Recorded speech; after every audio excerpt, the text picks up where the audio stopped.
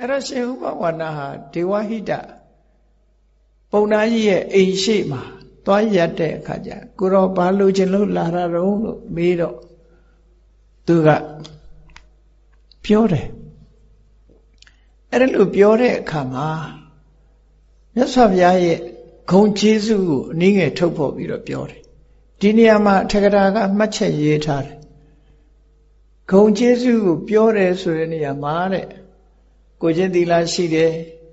စာပေကျမ်းဂန်တတ်ကျွမ်းတယ်ဆိုတဲ့တမ္မာပုထုဇဉ်တွေအနေနဲ့ပြောမယ်ဆိုလို့ပြောရတယ်အာယဟနာပုဂ္ဂိုလ်ကြီးပဲဘိညာဉ်ရတဲ့ပုဂ္ဂိုလ်ကြီးပဲဒီလိုတရားဥတရားမြတ်နဲ့တော့မပြောရဘူးလို့သူတို့ဆိုတယ်နော်တရားဥတရားမြတ်ကိုဖော်ပြပြီးတော့မပြောရဘူးတမ္မာအားဖြင့်တော့ချင်းညို့ဘွယ်ရဂုဏ်ကျေးဇူးတွေကိုထုတ်ဖော်ပြီးတော့ပြောလို့ရတယ်လို့အဲ့ဒါလို့ဆိုထားတော့အဲ့ဒီမှာဒီရှင်ဥပဝါဏအလောင်းကသွားပြီးတော့ရှင်နွေးလိုချင်လို့ရက်တဲ့အခါမှာပုံနာကြီးကမေးတော့ရှင်ဥပဝါဏဘာပြန်ပြောတော့ဆိုအရဟံတုကတောလောကေဝါတေဟာဘာတိတောမုနိပူဇော်ထုကိုခံတော်မူတတ်တဲ့ကောင်းသောစကားကိုဆိုတော်မူတတ်တဲ့မြတ်စွာဘုရားသခင်ကိုရောမြတ်မှာလေနာယောဂါရနေတယ်သစေဩနောရကံအဋ္ဌိမုနိနောဒေဟိပြမနာအကယ်၍ရည်နည်းပြရှိမယ်ဆိုလို့ရှိရင်မုနိလို့ခေါ်တဲ့အတိညာကြွယ်ဝတဲ့မြတ်စွာဘုရားသခင်ကိုရောမြတ်ကိုလှူလိုက်ပါလားဒါသူကမေးလို့ရှိရင်ပြောလို့ရတယ်နော်ဟိုကဘာလို့ခြင်းလို့တော့ဆိုရှင်နွေးရှိရင်မြတ်စွာဘုရားမှာလေနာယောဂရှိလို့ရှင်နွေးရှိမယ်ဆိုလို့ရှိရင်လှူပါလို့သူတို့တောင်းခံအဲ့ဒီမှာဂုဏ်ကျေးဇူးအနေနဲ့ထုတ်ဖော်ပြီးတော့ပြောသေးတယ်ပူဇိတောပူဇနေယနာသက္ကရိယာနာသက္ကတောအပစီတောပစေယနာတတ္တအိစ္ဆာမိဟာတဝေလောကမှာပူဇော်ဂုဏ်ပြုတိုက်တဲ့ထဲမှာအလွန်ပူဇော်ထိုက်တဲ့ပုဂ္ဂိုလ်အရေးတယူအယုသိပေးထိုက်တဲ့ပုဂ္ဂိုလ်တွေထဲမှာလွန်စွာအယုသိပေးထိုက်တဲ့ပုဂ္ဂိုလ်မြတ်နိုးထိုက်တဲ့ပုဂ္ဂိုလ်တွေထဲမှာအလွန်မြတ်နိုးထိုက်တဲ့ပုဂ္ဂိုလ်ဖြစ်တဲ့မြတ်စွာဘုရားအတွက်ရေနွေးကိုသူယူသွားခြင်းပါတယ်ရေနွေးကိုလာယူတာပါလို့အဲ့ဒါလို့မြတ်စွာဘုရားရဲ့ဂုဏ်ကျေးဇူးကိုထုတ်ဖော်ပြောပြီးတော့ရေနွေးတောင်းတယ်အဲ့တော့ပုံသားကြီးကလည်းဝမ်းမြောက်ဝမ်းသာပဲရေနွေးတထမ်းသူ့အိမ်ကအလုသမားတယောက်ကိုထမ်းစီပြီပုံသားကြီးကပါလျှောက်တော့လေနာယောဂဖြစ်လို့ရေနွေးလိုချင်တယ်ဆိုရင်သူကလေနာယောဂပျောက်တဲ့ဆေးကိုသိတယ်တဲ့သူကုထုံးလေးကိုမှတ်ချင်မှတ်ထားပေါ့ကိုယ်စမ်းကြည့်ပိုင်းနာလို့ရှင်ရေနွေးလေးနဲ့ရေချိုးတဲ့ရေချိုးပြီးလို့ရှိရင်ထညက်ကလေးနဲ့ရေနွေးလေးနဲ့တောက်ပါတဲ့အဲ့ဒါလေနာယောဂပျောက်တယ်လို့ဆိုတယ်ဒါကြောင့်မို့သူကထညက်ခဲလေးလည်းလှူလိုက်တယ်ရေနွေးလည်းလှူလိုက်တယ်မြတ်စွာဘုရားကိုရေနွေးလေးနဲ့ရေချိုးပြီးတဲ့အခါမှာရေနွေးလေးနဲ့ထညက်ကလေးကိုဖုံးပေးလိုက်အဲ့ဒါဆိုရင်လေနာယောဂပျောက်တယ်အဲ့ဒါလို့ဒေဝဟိတပုံနာကြီးကလူတယောက်ကိုထည့်ပေးပြီးတော့ထညက်လည်းလှူလိုက်တယ်ရေနွေးလည်းလှူလိုက်တယ်ရေနွေးတထမ်းလိုက်ပြီးတော့ပို့တယ်မြတ်စွာဘုရားဟာအဲ့ဒီရေနွေးကိုရေအေးလေးနဲ့ဆက်ပြီးရေချိုးပြီးတဲ့အခါမှာရေနွေးပူပူလေးနဲ့ထညက်လေးကိုဖုံးပေးလိုက်တဲ့အခါမှာလေနာယောဂပျောက်သွားတယ်တဲ့သူဆိုနော်စာပေမှာအဲ့လိုဆိုထားတယ်အဲ့တော့လေနာယောဂပျောက်သွားတဲ့အခါမှာအဲ့ပုံသားကြီးကသူ့လိုက်လာတယ်လိုက်လာပြီးတော့မြတ်စွာဘုရားနဲ့တွေ့အဲ့ဒီအချိန်မှာသူဟာဘုရားကိုကြီးညိုလှတဲ့ဗုဒ္ဓဘာသာဝင်ဘုရားရဲ့ဥပဒကတော့မဟုတ်ဘူးအဲ့တော့မြတ်စွာဘုရားစီရောက်လာပြီးတော့မြတ်စွာဘုရားကိုမေးတယ်သူကကတ္ထဒစ္စာဒေယဓမ္မတပည့်တော်လှူเสียရာရှိလို့ရှင်ဘယ်လိုပုဂ္ဂိုလ်မျိုးကိုလှူရမလဲဒီမေကွန်တစ်ခုနော် ကထဒိဏံမဟပလံဘယ်လိုပုဂ္ဂိုလ်မျိုးကိုလှူမှအကျိုးကြီးတယ်လဲကထံဟိယသမနတကထံအိစတိဒခိဏဘယ်လိုလှူလို့ရှိရင်ကိုယ်အလှူဟာဒီအောင်မြင်ကောင်းကျိုးချမ်းသာကိုပေးပြီးအောင်မြင်မှုကိုရတယ်လေကောင်းကျိုးချမ်းသာပေးနိုင်လောက်အောင်မြင်မှုကိုရဒီမေးခွန်းသုံးခုသူမေးတာနော်လှူเสียရှိလို့လှူခြင်းဘယ်ပုဂ္ဂိုလ်လှူရမလဲဘယ်ပုဂ္ဂိုလ်လှူလို့ရှိရင်အကျိုးကြီးတယ်လဲဘယ်လိုလှူရင်ကိုယ်အလှူဟာအောင်မြင်ကြီးပွားတယ်လဲအကျိုးကောင်းကျိုးချမ်းသာတွေကိုဖြစ်ပွားစေတဲ့အောင်မြင်မှုကိုရတယ်လေလို့မြတ်စွာဘုရားကိုအဲ့လိုမေးတဲ့အခါမှာမြတ်စွာဘုရားဘယ်လိုပုဂ္ဂိုလ်မျိုးကိုလှူရတယ်ဆိုတာကိုဖြေတဲ့အခါမှာပုဗ္ဗေနိဝတံယောဝေတိသက်ခပါယေသပတ္တတိအထောဇာတိခယံပတ္တောဖေညာဝောတိတောမုနိပုဗ္ဗေနိဝတံယောဝေတိပုဂ္ဂိုလ်သူတယောက်ဟာအတိတ်ဘဝကိုပြန်လည်သိစွမ်းနိုင်တဲ့အသိဉာဏ်ရှိသူဖြစ်ရမယ်ဒါပုဗ္ဗေနိဝတနုတ္တိဝိဇ္ဇာလို့ဆိုတာတော့ပုဒ္ဓိအာလို့ခေါ်တဲ့ဝိဇ္ဇာဉာဏ်၃ပါးဒါယဟနာပုဂ္ဂိုလ်တွေပုဗ္ဗေနိဝတနုတ္တိအတိတ်ဘဝတွေကိုပြန်လည်ပြီးတော့သိမြင်နိုင်တဲ့အသိဉာဏ်ရှိတဲ့အဘိညာဉ်ရတဲ့ပုဂ္ဂိုလ်လည်းဖြစ်ရမယ်သက်ခါပါရင်စပတ္တိနတ်ပြည်ကိုလည်းကြည်နိုင်တယ်အပေဘုံကိုလည်းကြည်နိုင်တယ်ဆိုလိုတာကတလောကလုံးဗေဒရာကိုကြည်ခြင်းဒိဗ္ဗစက္ခုဝိညာဉ်နဲ့ကြည်တယ်ပုဒ္ဓိအာဒိဗ္ဗစက္ခုဉာဏ်ရှားတဲ့ပုဂ္ဂိုလ်ပုဗ္ဗေနိဝတနုတ္တိဉာဏ်ရတဲ့ပုဂ္ဂိုလ်ရဲ့ဒိဗ္ဗစက္ခုဝိညာဉ်ရတဲ့ပုဂ္ဂိုလ်ရဲ့အထောဇာတိခယံပတ္တောတဲ့ဇာတိလို့ဆိုတဲ့မွေးဖွားခြင်းပဋိသန္ဓေနေရခြင်းကုံဆုံးသွားတဲ့အသိဉာဏ်မျိုးကိုရတဲ့ပုဂ္ဂိုလ်ဆိုလိုတာကဒါကြတော့ယဟနာဖြစ်တဲ့ပုဂ္ဂိုလ်ဟောအဲ့ဒါလို့ဝိဇ္ဇာ၃ပါးနဲ့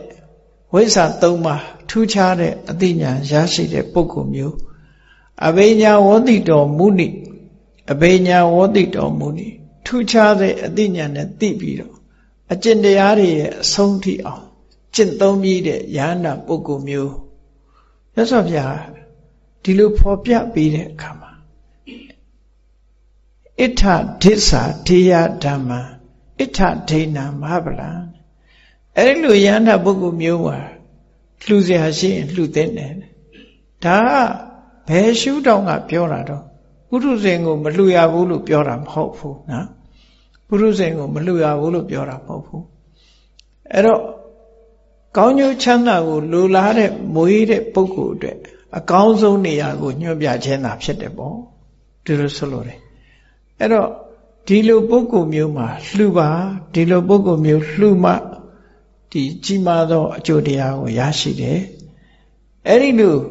မြင့်မြတ်တဲ့ဂုဏ်ရည်ချင်းရှိတဲ့ပုဂ္ဂိုလ်ကိုစေတနာသရာတရားထက်ထက်နဲ့လှူတဲ့အလှူဟာအောင်မြင်တဲ့အလှူတစ်ခုဖြစ်ပါတယ်လို့မြတ်စွာဘုရားအလှူဖြေတယ်ဒီလိုအဖြေတွေနဲ့ပတ်သက်ပြီးတော့မြတ်စွာဘုရားနဲ့အယူဝါဒမတူတဲ့တခြားဘာသာဂိုင်းခွဲတွေကတခြားဘာသာတွေရေးတယ်ဘုရားကိုရှုတ်ချကြတယ်ကန့်ကွက်ကြတယ်နော်ကန့်ကွက်တာဘလို့ကန့်ကွက်တုံးဆိုရင်ယဟန်ခေါရမကသူ့ကိုသာလှူရမယ်သူများကိုမလှူရဘူးသူ့တပည့်တွေကိုသာလှူရမယ်သူများကိုမလှူရဘူးတခြားလူတွေတခြားဘာသာဝင်တွေကိုမလှူရဘူးသူ့လှူမှအကျိုးကြီးတယ်သူ့တပည့်တွေလှူမှအကျိုးကြီးတယ်တခြားဘာသာဝင်တွေလှူရင်အကျိုးမရှိဘူးလို့ဒီလိုဟောတယ်လို့မြတ်စွာဘုရားကိုဆွဆွဲကြဲမှုတွေဟာအကြီးကျယ်ဖြစ်ပေါ်ခဲ့ဘူးတယ်ပေါ့တကယ်မြတ်စွာဘုရားကအဲ့ဒါလို့ဆိုလိုတာမဟုတ်ဘူးဆိုတာတခါပရိသတ်ထဲမှာကောသလမင်းကြီးကိုယ်တိုင်ကဒီပြဿနာကိုဘုရားရှိမှမေခွန်းထုတ်ပြီးတော့ရှင်းလင်းခဲ့ဘူးတယ်ပေါ့ကောသလမင်းကြီးကမြတ်စွာဘုရားကိုပရိသတ်စုံနေတဲ့အချိန်မှာမေခွန်းနှစ်ခုမေးတယ်ခုနကမေခွန်းမျိုးလိုပဲဆိုကတ္ထဒါနံဓတ္တပအရှင်ဘုရားတပည့်တော်ဘယ်မှာလှူရမလဲဘယ်သူလှူရမလဲလို့ဆိုတော့မြတ်စွာဘုရားဘယ်လိုဖြေတုံးဆိုယထပတိရတိတထဒေဟိကြီးညိုတဲ့ပုဂ္ဂိုလ်လှူပေါ်ကိုလှူခြင်းတဲ့ပုဂ္ဂိုလ်ကိုစိတ်ထဲမှာကြည်နူးတဲ့ပုဂ္ဂိုလ်လှူလိုက် တရားတရားဖြစ်တဲ့ပုဂ္ဂိုလ်လှူဟောမြတ်စွာဘုရားကဘသူရဲ့လို့သတ်မှတ်ပေးလိုက်ဘူးအဲ့နောက်တစ်ခါထပ်ပြီးတော့မေးတယ်ကတ္ထဒိဏံမဟာဖလံဘသူလူမှအကျိုးရှိသလဲဆိုတော့မြတ်စွာဘုရားကမင်းကြီးတဲ့ခုနကမေးခွန်းနဲ့ဒီခုမေးခွန်းမတူဘူးနော်တဲ့ဘယ်ကိုလှူရမှာလဲဆိုရင်ကိုကြည်ညိုတဲ့စိတ်လှူခုခေတ်လည်းပဲလာရင်ဘယ်เจ้าလှူရမလဲကိုကြည်ညိုတဲ့เจ้าလှူလေဘယ်ကိုတော့လှူရမလဲကိုကြည်ညိုတဲ့ကိုတော့လှူဘသူမလှူနဲ့ဘသူလှူမပြောဟောပြောเสียမဟုတ်ဘယ်လှူမှအကျိုးကြီးတယ်လဲဆိုတော့မေးခွန်းကြတော့သူကအကျိုးရှိရကိုမေးတာဖြစ်တယ်အဲ့ဒီကြတော့မြတ်စွာဘုရားကခွဲခြားပြီးတော့ပြောတယ်ဘယ်လိုအရေးချင်းရှိတဲ့ပုဂ္ဂိုလ်ဘယ်လိုဂုဏ်တုဝိသေသရှိမှလှူရခြင်းရဲ့အလှူဟာအကျိုးရှိတယ်လဲဆိုတာဒါကတော့အင်မတန်မှသဘာဝကျတဲ့အရာပေါ့စိုက်ပျိုးရေးလှုပ်ချင်လို့လာမေးတဲ့လူတယောက်နော်ဟောဒီသစ်ပင်ကိုဘယ်မှာစိုက်ရမှာတော့မင်းစိုက်ချင်တဲ့နေရာစိုက်ပေါ့လို့ပြောဘယ်စိုက်မှဒီသစ်ပင်ဟာအတိနံကြမလဲလို့ဆိုရင်အဲ့ဒါကြတော့မြေဩဇာကောင်းတဲ့နေရာစိုက်ပေါ့လို့ပြောရမှာပဲဒီလိုပဲရှိပါနော်ခွဲခြားပြောရတဲ့အနေအထားတစ်ခုအဲ့ဒါလိုပဲမြတ်စွာဘုရားခွဲခြားပြီးတော့ဒါနကောင်းမှုနဲ့ပတ်သက်ပြီးဟောလေးရှိတာကိုအကြားလွဲပြီးတဲ့အခါမှာမြတ်စွာဘုရားကိုဆွဆွဲကြရကြတဲ့အတန်တွေဟာဖြစ်ပေါ်လာခဲ့ဘူးတဲ့ပေါ့ကောသရမင်းကြီးကမိဂုံးတွေထုတ်ပြီးတော့အဲ့ဒီပြဿနာကိုရှင်းလင်းပေးခဲ့ဘူးတဲ့ပေါ့အဲ့ဒီတုန်းကအခုလည်းပဲဒီမိဂုံးတွေနဲ့ပတ်သက်ပြီးတော့ဘယ်မှာလှူရမယ်ဘယ်လူမှအကျိုးရှိသလဲဆိုတာနဲ့ပတ်သက်ပြီးမြတ်စွာဘုရားကအကျိုးရှိဖို့ဆိုလို့ရှိရင်တော့ဝိဇ္ဇာဉာဏ်၃မျိုးနဲ့ပြည့်စုံတဲ့ပုဂ္ဂိုလ်လှူရင်တော့ကောင်းကျိုးချမ်းသာတွေအပြည့်အဝရမှာပဲအဲ့တော့ဉာဏ်တဲ့ပုဂ္ဂိုလ်တွေကြမရဘူးလားဆိုရတယ်ဒက္ခိဏဝိဝေငါသုံးပါဆိုလို့ရှိရင်တိရစ္ဆာန်လှူလို့ရှိရင်အစတရားလူသားတယောက်အကျင့်သီလမကောင်းတဲ့လူသားတယောက်ကိုလှူရင်အစတစ်ထောင်အကျင့်သီလနဲ့ပြည့်စုံတဲ့ပုဂ္ဂိုလ်တယောက်ကိုလှူရင်အစပေါင်းများစွာအဲ့တော့ဒါနကောင်းမှုလုပ်တာကိုကတခါလှူတာကိုတိရစ္ဆာန်တစ်ကောင်ကိုစေရနာတန်တန်နဲ့ကျွေးလိုက်မွေးလိုက်လို့ရလာတာအစတရားဆိုတော့ဖြစ်နိုင်ပါမလားကိုကကျွေးတာတစ်ခါကိုကလှူတာတစ်ခါစတရားဆိုဖြစ်နိုင်ပါမလားလို့မေးကောင်းမေးလိုက်ဖြစ်နိုင်တယ်ဘယ်လိုဖြစ်နိုင်တာတော့ကိုကတရက်စီလေးတစ်စီစိုက်တယ်တရက်ပင်ပေါက်လာတယ်အဲ့ဒီတရက်ပင်ကတတိတဲ့သီးမှမဟုတ်ဘူးအသီးပေါင်းများစွာသီးတယ်ကိုစိုက်တာကတစ်စီတည်းပဲစိုက်တာဒါပေမဲ့ရလိုက်တဲ့အကျိုးကြတော့ထောင်တောင်းချီရတယ်ဟောတစ်ပင်စိုက်တဲ့ဥပမာလိုပဲဒီကုသိုလ်ကောင်းမှုတစ်ခါလုံးလိုက်တာကမျိုးစေ့ကအများကြီးဖြစ်သွားတယ်ပေါ့ပြန်ပွားလာတဲ့မျိုးစေ့တွေကနေပြီးတပင်စီပေါက်လိုက်ရင်လည်းမဆုံးနိုင်တော့အောင်ကျေပြတ်တဲ့အကျိုးကျေးဇူးတွေကိုရတယ်လို့ဒီလိုဆိုလို့ပန်းလေးတစ်ပွင့်လှူလို့60ကဘာအပယ်မလားဥစွာအဲ့ဒီသဘောနော်ပန်းတစ်ပွင့်လှူလိုက်တဲ့ကုသိုလ်စေရနာကနေပြီးတော့အကျိုးပေးလိုက်တယ်အကျိုးပေးလို့လူဘဝနတ်ဘဝရောက်တယ်လူဘဝနတ်ဘဝမှာကုသိုလ်ကောင်းမှုတွေထပ်လုပ်ပြန်တယ်ထပ်လုပ်တဲ့အခါကျတော့အဲ့ဒီကုသိုလ်တွေကစပိုးပြီးတခါကောင်းတဲ့ဒုတိဘဝတွေပဲစင်စစ်မပြတ်ရောက်တိုင်းကုသိုလ်တွေကောင်းမှုတွေကြီးပဲလုပ်တဲ့အခါကျတော့60ကဘာတိတိအပင်ငရဲဆိုတာမကြတော့ဘူးသူဟာကောင်းတဲ့အလုပ်တွေလုပ်လို့ကောင်းတာတွေကြီးပဲဆက်ဖြစ်သွားတယ်ဒီလိုလဲရှိတယ်ပေါ့နော်အဲ့ဒါလို့ဆိုလိုတာပေါ့ဒီဒါနကောင်းမှုရဲ့သဘောဟာမျိုးစေ့စိုက်ချတဲ့သဘောနဲ့အလားတရတူတယ်ပေါ့မိမိကတစိပင်စိုက်တော့လည်းပဲအဲ့ဒီတစိကပေါက်လာတဲ့အပင်ကသီးတဲ့အခါကျတော့တသီးတယ်မကဘူးသီးပေါင်းများစွာရတယ်ဆိုတဲ့အကျိုးခံစားအဲ့လိုမြတ်စွာဘုရားသခင်ကိုရောမြတ်ကဒီဒေဝဟိတပုံနာကြီးကိုယခုလိုခေါ်တယ်ဒီဝတ္ထုကဓမ္မပဒမှာလည်းပါတယ်သို့တော်ဓမ္မပဒမှာဒီမြတ်စွာဘုရားရဲ့အဖြေစကားဟာအဖြေစကားနဲ့မတူတဲ့ပုံသဏ္ဍာန်ရောက်ရှိသွားတယ်။ဘာကြောင့်လဲလို့ဆိုရင်အဆုံးသတ်တစ်ခုမပါပဲနဲ့မြတ်စွာဘုရားဘာဟောတော်ဆိုတပ္ပဝတိတဝောတနာတမဟာဗျူမိပြေမနံဆိုတဲ့စကားလုံးနဲ့အဆုံးသတ်ထားသည့်အတွက်ကြောင့်ဒီမှတ်တမ်းကတော့တန်ရုပ်ပါဠိတော်မှာပါတဲ့ဟာလောက်အစီငုံမတည့်ဘူးလို့ပြောရမှာပဲเนาะစီငုံမတည့်ဘူးလို့ တန်ရုပ်ပါဠိတော်မှာပါတဲ့အမေးနဲ့အဖြေကပို့ပြီးတော့စစ်မှန်တယ်လို့သူတို့ပြောသို့တော်ဓမ္မပဒရဲ့ဗြဟ္မဏဝက်ရဲ့အဆိုကတော့ဗြဟ္မဏဆိုတာဘယ်လိုပုဂ္ဂိုလ်မျိုးခေါ်ရလဲဆိုတဲ့မေခွန်းရဲ့အဖြေတွေဒါဖြစ်တယ်ပေါ့ဗြဟ္မဏဆိုတာဝိဇ္ဇာဉာဏ် 3 မျိုးရတဲ့ပုဂ္ဂိုလ်မျိုးကိုဗြဟ္မဏလို့ခေါ်တယ်လို့ဒီလိုဖြေတာအဲ့တော့ဒီဒေဝဟိတပုံနာရဲ့ဝတ္ထုက